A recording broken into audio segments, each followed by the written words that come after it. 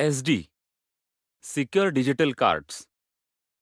SD कार्ड्सची लांबी 32 mm, रुंदी 24 mm आणि जाडी 2.1 mm असते.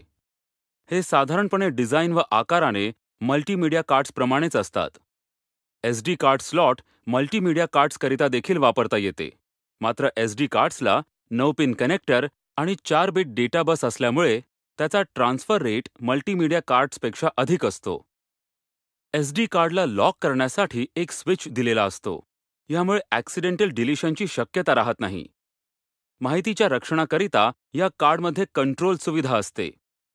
मिनी SD हे याचे छोटे रूप असून त्याची लांबी 21.5 mm, रुंदी 20 mm आणि जाडी 1.4 mm असते.